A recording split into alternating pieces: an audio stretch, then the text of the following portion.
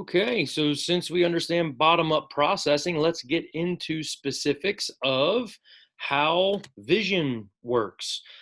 Um, we know it's eventually going to get to receptor cells, and then information is going to be sent to the brain. But with vision and hearing, especially in preparation for the AP exam, we need to know what happens even before information gets to the actual receptor cells. So we do need to know the specifics with like eye anatomy.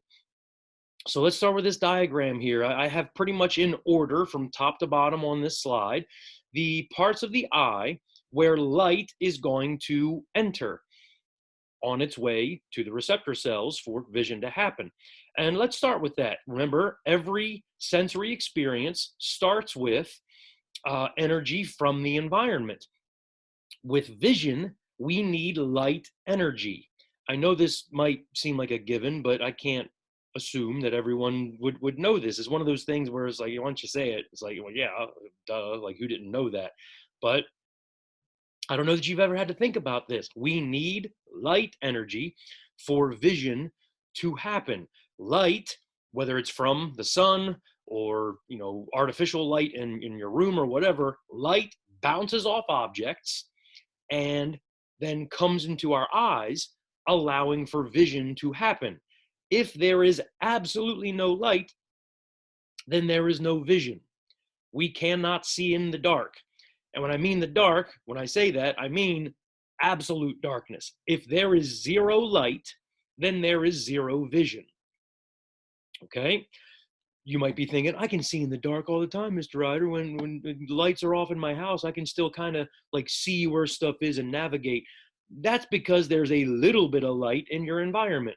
Maybe there's an alarm clock off to the side that's giving off a tiny bit of light, or your cell phone, is lit in the corner because you just got a notification. Or if you're able to see even a little bit, that means there's at least a little bit of light in your environment. If you were in a deep, dark cave where there's no light from any source whatsoever, then you would not see a thing.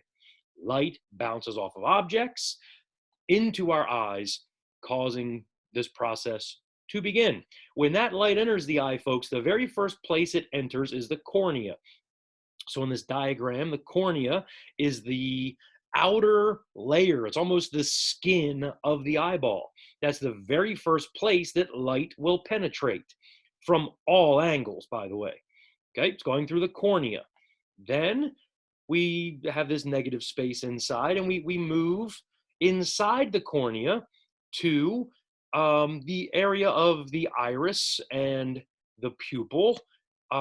Let's not be confused, though. The iris, I know this is a side view of the eye.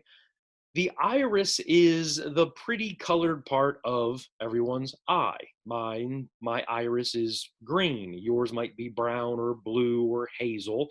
That's the iris right here. It's above and below and all around. Again, this is a two-dimensional drawing. The iris is all around the pupil. Okay, the pupil is the black circle in the middle of your eyes. More on the pupil in a second. You're going to be amazed, I think, if you don't already know this stuff. The iris, the colored part of your eye, hazel, brown, blue, green, whatever. The iris is filled with a bunch of muscle fibers. Okay, and the job of those muscle fibers, the job of the iris is to control the size of the pupil, the black dot in the very middle. Okay, here's where your mind might get blown. The pupil is not actually a black dot. I've lied to you already a couple seconds ago. It looks like a black dot. It's actually an opening. It's a hole. You have a hole in your eye. It's supposed to be there. The pupil is an opening. People in class before have asked, if it's a hole in my eye, can I stick stuff in there? Like if I take this pencil, can I just bam? Like, no. I mean, natural selection. Go ahead and try. No, don't try. No. That's why we put warning labels on things. No, you can't put stuff in your pupil because the cornea is protecting all that. The cornea is the outer layer of the eye, the first line of defense, and the first place that light will enter. Light is eventually going to go through the pupil. this opening right here, and the iris controls the size of that opening. The iris controls the size of the pupil. We'll find out why on the next slide. But for now, if you want to play around, you can put me on pause. See if you can, look at yourself in a mirror with changing amounts of light, and you'll see your pupil changing size reflexively. The pupil is an opening. Its job is to, in darker environments, open up wide to sort of suck more light, allow more light into the back part of the eye so you can see better. Again, in ways we'll discuss in a minute. And if you're looking at yourself in a mirror and it's kind of dim where you are, keep watching yourself. Stare at your eyes in the mirror, and then put your cell phone flashlight on and put that light in your eyes. You'll see your pupils constrict. They'll get tiny.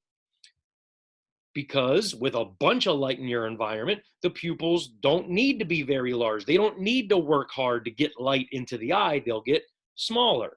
Okay, so in a dim environment, take that flashlight away from your eyes and you're in a dim environment, you'll see your pupils dilate, open up, allowing more light in. Think about this all later when we talk about why it matters. But again, and do you know, as I'm talking about this, how that's happening? You know what part of the brain is working? As you have more light come in to your eyes, right? The hypothalamus realizes there's more light, and the sensory cortex maybe gets the information that, oh, there's more light really quickly. Hey, motor cortex, there's more light. So let's shrink the pupil. And the motor cortex goes, okay, sends the message back down to the eyes quicker than anybody can explain, reflexively changing the size of the pupil. The pretty iris contains the muscle fibers controlling that dilation of the pupil or constriction of the pupil in response to the light in our environment. Pretty cool. All this stuff happens. We don't have to think about it, right? Crazy. Now, behind the pupil, we'll come back to the pupil a little bit later. You'll see why. Get it? You'll see why. Shut up. Okay. Behind the pupil, we've got this tissue here called the lens. Now, the job of the lens is to focus light back here on the back of the eyeball. Okay, this yellow wall back here is the retina. You can see it's broken up right here at the optic nerve. For now, the retina, I want you to think of as sort of the movie screen of the eyeball. Didn't mean to go there, sorry. Let's go back. The retina is the movie screen of the eyeball. That's where the images from the outside world are going to be, shown. It's going to be, those images come in on light particles or waves, however light works. Light comes in the eye, into the eye, carrying that information that it bounced off of. That light goes through the cornea, through the pupil. That light hits the lens, and the lens accommodates. It can move like a camera lens. It can kind of move, constrict itself a little bit or relax itself or whatever to affect the light that is shown onto the retina back here, the retina being the movie screen. The lens focuses the light onto the retina.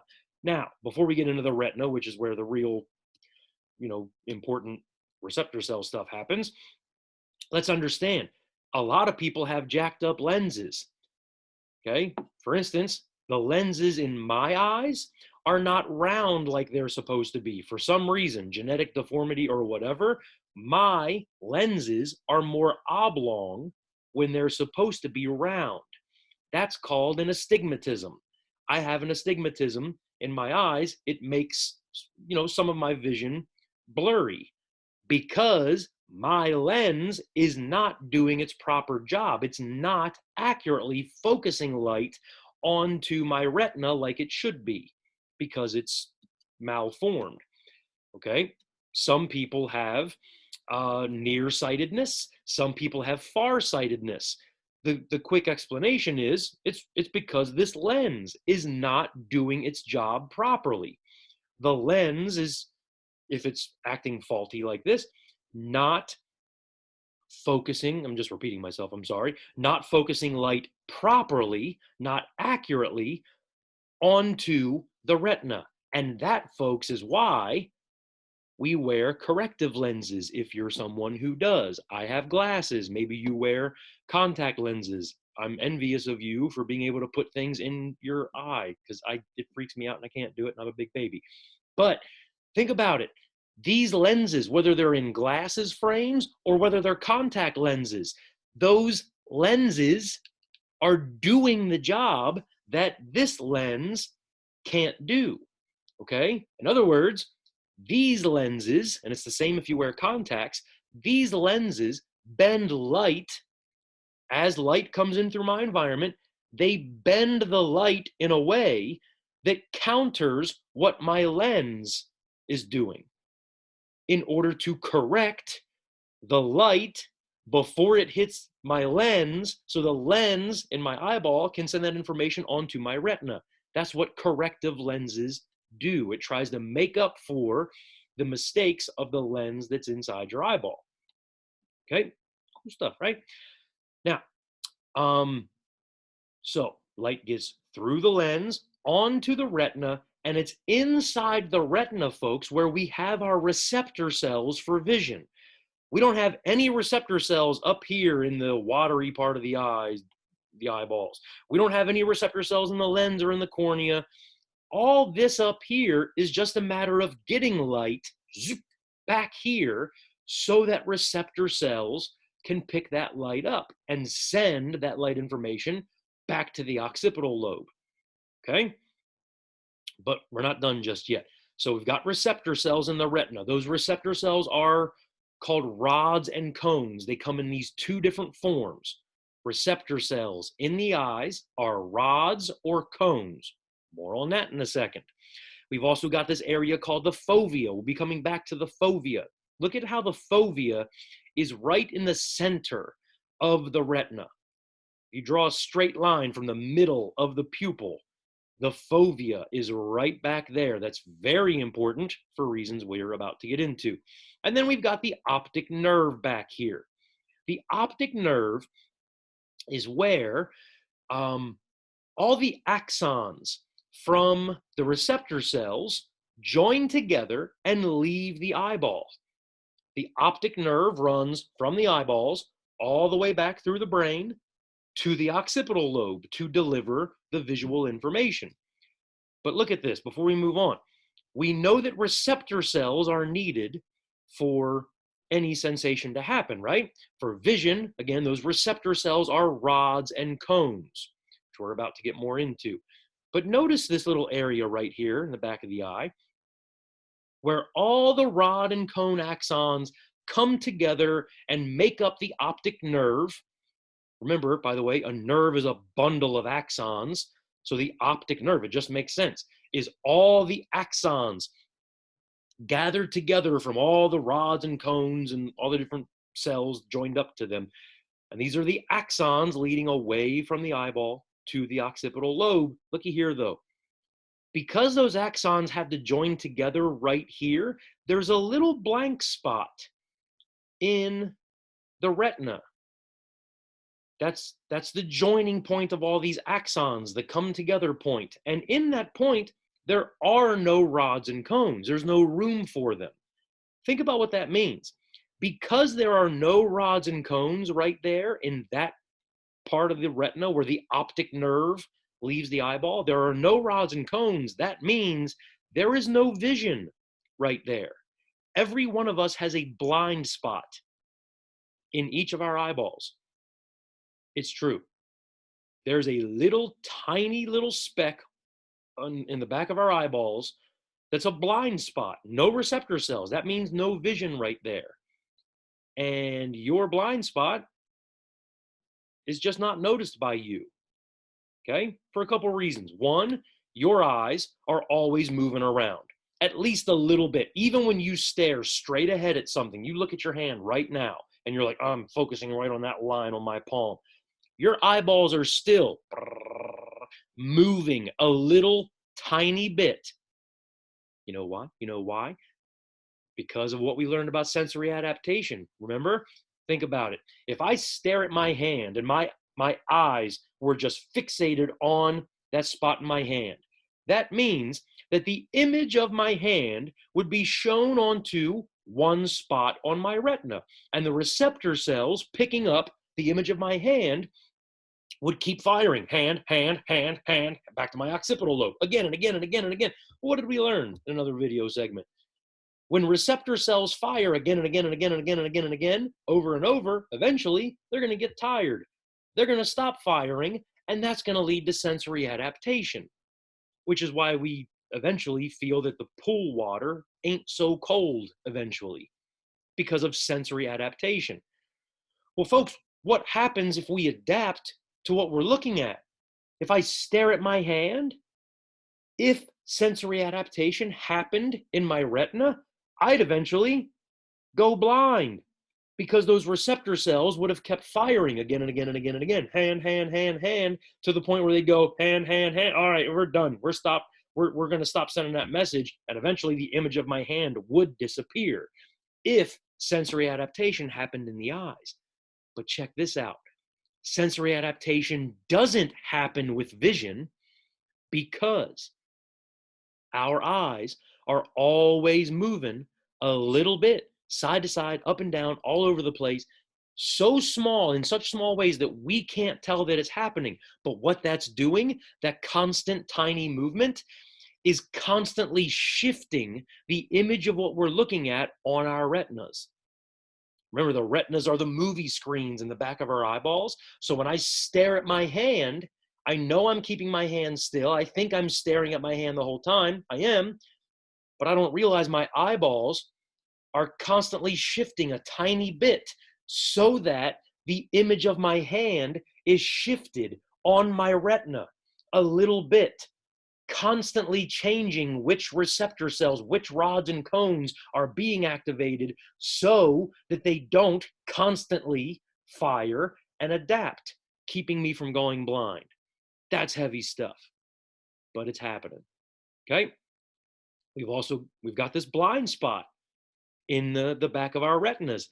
And since our eyes are always moving a little bit, shifting images on our retinas, we don't have to notice this blind spot because there are surrounding receptor cells, rods and cones, that are picking up that information, okay, neighboring the blind spot. Plus, there's this little ditty. Check this out.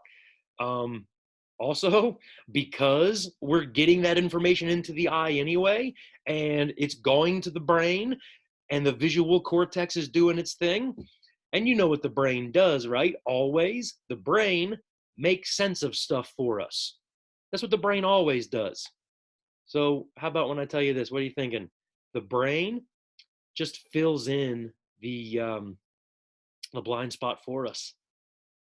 By the time that visual information makes it back to the occipital lobe for processing, our brain, our occipital lobe, maybe other parts of the cortex as well, fill in the blind spot so that we don't notice it. Here's kind of an example of perception being more than just sensation. We have a blind spot, but we never notice it, partially because the brain fills it in for us. It takes all the information that we are seeing and just makes the whole scene make sense to us. We just don't notice our blind spot. Let me put you on hold for just 1 second because I can prove that to you. Okay, if you don't believe me that you have a blind spot and that your brain fills it in for you so that things make sense, let me take you to your textbook, your AP Psych textbook, and turn to page 207. And I'm going to trust that you're going to follow these instructions on the bottom of the page. I'm not going to walk you through it right now. I don't want to take the time on the video, but you can pause this and go try this yourself. It will blow your brain out of your mind. Not literally, I hope, okay? But follow the instructions very carefully, and this will help you isolate your blind spot. If you do this correctly, this car will be right in front of your face, but it will disappear from your vision because that will help you find your blind spot that really exists all the time. We just usually don't realize it. It's crazy stuff, okay? So there's a lesson for us. Without receptor cells, we can't have the experience. And where the optic nerve leaves the eye, there are no receptor cells for vision. No rods and cones in that tiny little spot. That means we've got that blind spot. Now let's look inside the retina a little bit more. We've changed our diagram here. We're looking at an eyeball now that's looking upward. Imagine a person lying on their back looking up. So here we see the cornea facing up this time. We still see the muscles in the iris outside here. We see the lens here, who's trying to focus the light onto the retina back here. Again, the retina is made to look yellow.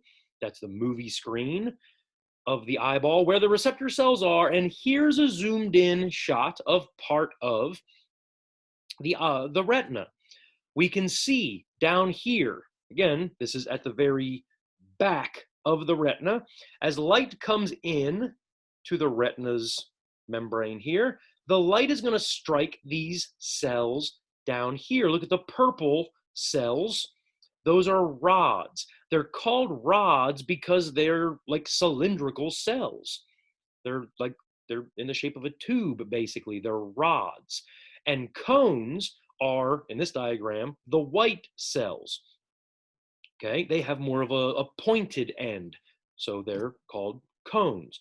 These are the receptor cells picking up light that's hitting the retina. Now also look, before I give you more details, look at these other cells that are set up in the retina. You've got bipolar cells that are hooked up to rods and cones, and they're kind of like interneurons. They're mediators.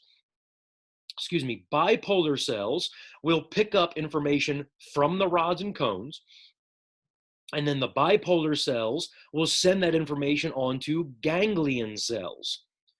Okay, the ganglion cells carry that information off to the brain. Look at these ganglion cells. Look, they have axons that are disappearing here off to the sides.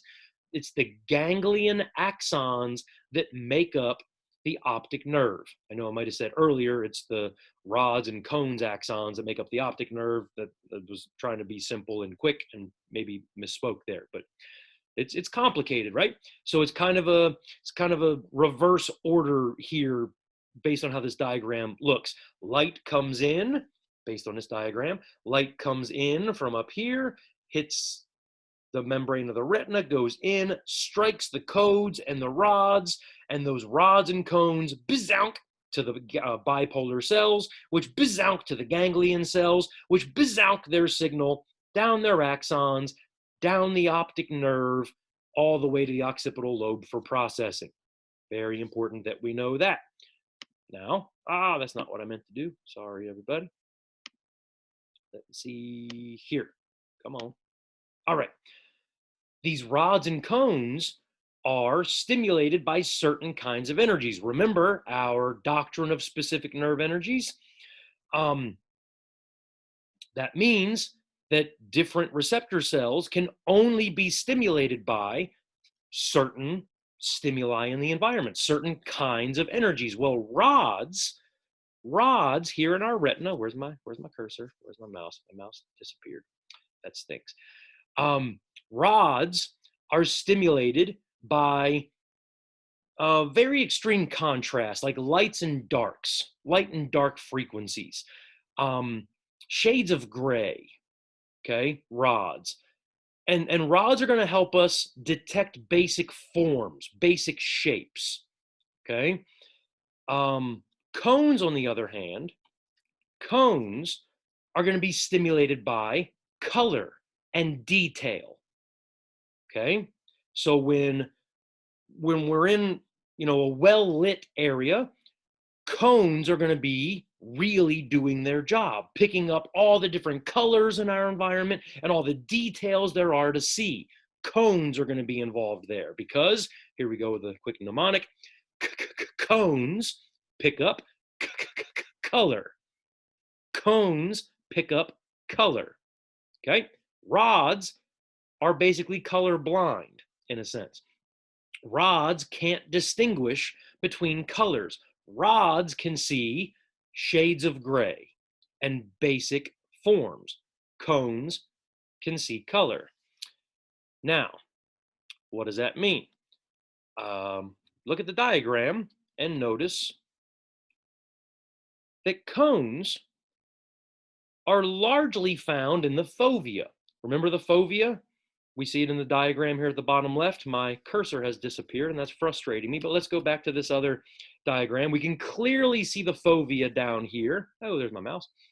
In the center of the retina, let's understand that's mostly where cones are located in our fovea. And the question on the previous slide was, why does that make sense? Why would the cones be located there? Which conversely means that rods are located all around the periphery of our retina. Okay? Now remember, this diagram is two-dimensional, so we should be imagining this yellow retina is not just in the very back of our eyeballs, it's all around the sides as well. The sides, the top, the bottom, that's all retina on the back.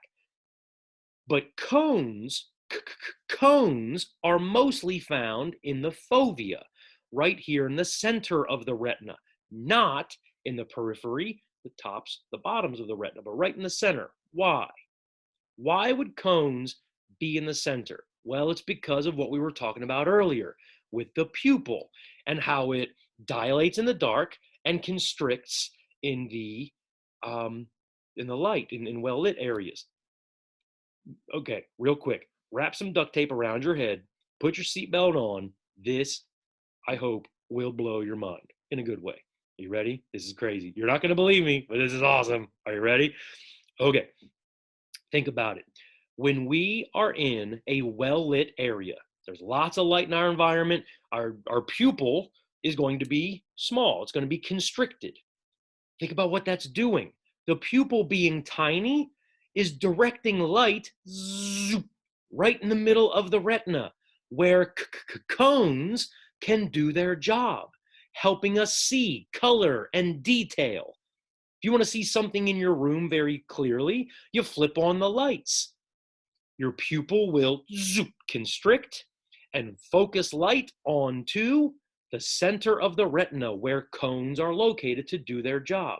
Now, flip the lights off and you're in relative darkness. Your pupil is going to dilate. The pupil is going to get bigger. It's going to open up. And what's that going to do? Look at this. With a larger pupil, that's going to allow light to hit not just the fovea in the center of the retina, but that light's going to hit all these peripheral parts of the retina. And what kinds of receptor cells are located in the periphery here? Rods. Rods that can help us see basic forms and shapes and shades of gray and just, help us see in the dark a little bit. That's why your pupil dilates in the dark, in order to stimulate rods in the periphery of your retina, helping us see in the dark. Owls, by the way, owls, owls, I think they only have rods in their retinas. Why? Owls are nocturnal. They stay awake and hunt and eat at nighttime. They need to see really well at night. So I think it's true that owls only have rods. They have no use for cones because they need really good night vision. Okay? We have rods and cones because we're not nocturnal. We turn the lights on. Look, you're trying to read something and it's kind of dark in your environment. It's like kind of hard to see the page. It's hard to distinguish between, like, I don't know, a P and an R, a capital P and a capital R. It's like it's hard to see because it's, so dark in your environment. If you flip a light on, even if you just turn your cell phone light on to the page that you're reading, that light is hitting the page, hitting your eye, making your pupils constrict and get tiny so that light is shown onto the fovea where you've got cones, and cones can distinguish between those, tiny differences in letters. Is that a P or an R? Cones can see that difference, picking up detail. Rods can't. Okay? You're thinking, that didn't blow my mind. That's kind of cool, Ryder, but that didn't blow my mind. Here's the mind-blowing part. Are you ready? One more strand of duct tape. Seatbelt nice and tight. Are you ready? You know what this means? Your peripheral vision is in black and white. Think about it. Your rods can only pick up shades of gray and, total black, total white, maybe. You see in black and white in the peripheral vision that you have. If we were in class together right now, I would do a demonstration to show this, but for now you can try it at home. Have somebody pick a colored marker or a pencil or something that you don't already know what color it is. You have to have lots of options, like a crayon box or something. Have them pick out a color. Don't tell you what it is. You have to be very disciplined to look straight ahead. Focus on a point, straight ahead. Don't cheat. Have that person take that crayon or marker, whatever it is, to the side of your head and have them wiggle it back and forth a little bit to the point, and they're going to move it forward just enough where you can see it wiggling. Don't you look to the side. You look straight ahead. They're going to wiggle that thing, that pencil, that marker, whatever it is, in your peripheral vision. When you can see it moving, just barely, when you can just barely see it moving, tell them what color it is. See if you can do it. You want to see it just barely wiggling in the periphery of your vision, and then see if you can tell what color it is. There's a good chance you're not going to be right. I've done this in class numerous times. I'll have a sheet of green paper and I'll be wiggling it out to the side here and say, can you see it? Yeah, I see it. What color is it? I don't know. What do you mean you don't know? You see it. So what color is it? I don't know. That's because you don't see color in your periphery. Isn't that amazing? I hope you find that as cool as I do. Evolution has made it so we don't see color in our periphery. We don't see details in our periphery because we don't need to. We use rods to see in our periphery, okay? And rods can't see color. Rods can't pick up color and detail, just basic forms and shades of gray. If you want to see color, have that person in your periphery, have them move the marker or crayon further to the front of your face. When they get out front, you'll be able to see color. You keep looking straight ahead. When that pencil or paper or whatever comes to, closer to your front, you'll be able to see the color, because by the time that stimulus is out in the front, what kind of receptor cells will they be stimulating in your eyes? Cones. But you have to get that object close to the front of your face for cones to be stimulated, cones being in the center of your retina. Okay, I mentioned evolution. Think about it. Why don't we need to see color and detail off to the sides? Because we have a head that moves on our neck. All we need to know is there something over there? Is it dangerous? Is it coming to get me? I only see basic form. I want to see detail. What do I need to do to see detail? Oh, I just move my head and then look at it straight on, activating the cones in the center of my retina. Your peripheral vision is in black and white. Color vision is only mostly reserved for the things you're seeing right in front of you. I hope you're amazed by that. I hope you needed the duct tape. I hope you didn't actually put duct tape around your head. Pick up the sarcasm, people. You've had me all year now. Hopefully that's all making sense. Okay, so can you answer this question now? Why do cones dominate in the fovea? To serve that evolutionary purpose, to help us see detail and color for the things right in front of us, generally speaking, or color and detail when we're in well-lit environments. Make sure you can answer that question. I will see you guys in the next video segment. Thanks, everybody.